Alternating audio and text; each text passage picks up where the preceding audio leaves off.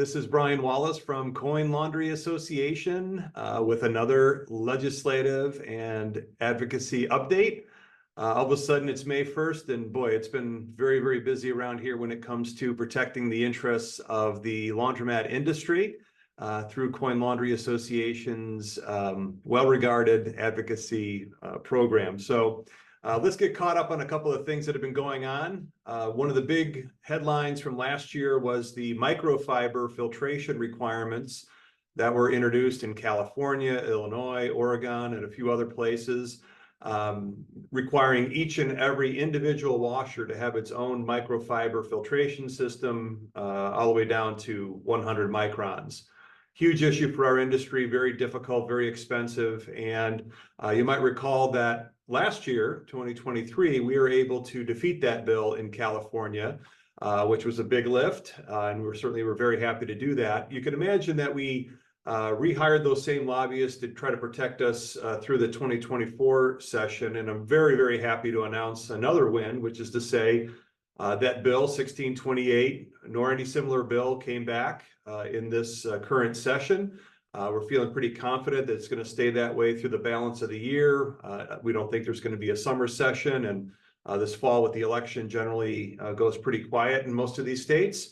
So big lift, huge contribution from a lot of our stakeholders, but happy to report that we're in the clear for California for the second consecutive session. We'll continue to monitor it, but feeling pretty good about where we are right now, saving the industry millions. Absolutely hard to calculate at the outset. So continue on microfiber, Illinois introduced a bill actually earlier this year again, and we engaged a lobbyist to work with us here in Springfield. And again, we are able to head off that legislation here in the spring session. We don't think it's going to come back if Governor Pritzker calls a summer session. And again, looking at this fall as a lame duck. We do feel that that's likely to stick around in Illinois. And so we're going to continue to monitor that very closely as we get into the spring 2025 session. But that's big win number two over the last couple of months is that Illinois did not pass a microfiber bill that would impact commercial clothes washers. Perhaps the closest call and the biggest lift of all was another protection of sales tax exemptions for laundromats. This time it was Nebraska, and this was a fast-moving issue. Believe me, there was a lot of chaos there in Lincoln. We are on the list among many industries that were set to lose their exemption. We were able to engage a top-level lobbyist and work with some of our local members there to make sure that we're no longer on the list. So big win in Nebraska. Laundromats remain exempt from collecting sales tax. Again, millions and millions in savings each and every year. And it's something that, frankly, a number of other industries, actually quite a few other industries, did lose their exemption in this last session. So we're just very happy we were able to make our case and keep our record clean when it comes to protecting any kind of repeal to sales tax exemptions on laundromats. So California microfiber, Illinois microfiber, Nebraska sales tax, three huge wins that we've been able to accomplish together through Coin Laundry Association. And I'd just like to also mention that one of the things, again, that only CLA can do is liaison with other associations. I was just with the Textile Care Allied Trades Association on Monday in Austin. I'm going to see TRSA, Textile Rental Services Association, on Thursday of this week in Chicago.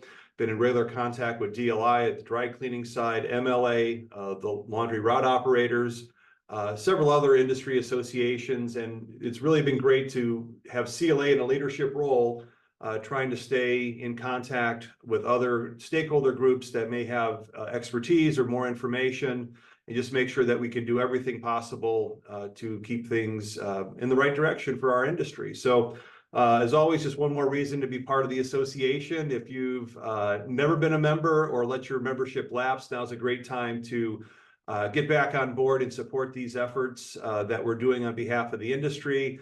It's not just the dollars that help to support the staffing and the hiring of lobbyists that it takes to do this job effectively, but perhaps more importantly, it's about influence. And I've been doing this a long time. One of the first questions we get from a legislative staffer is, how many members do you have in my state?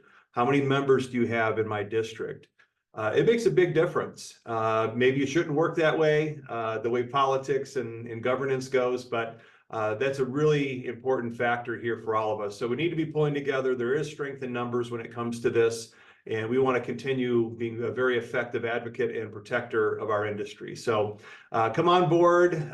Thank you if you're already a member, and if you haven't been a member in the past, here's a really good reason to be part of your industry trade group. So hope to be reporting more wins here in the near future. Let's hope it's a quiet summer, and we'll get back to you as we get into the fall sessions and see if there's anything else that's impacting our industry. If you have your ear to the ground and hearing about anything that you're concerned about, always reach out to me. Let me know what's going on so we can do the investigation that's required to see if it's something we need to get involved in. So in the meantime, thank you all of you for your support. We're going to keep stacking up wins, and we'll talk to you next time.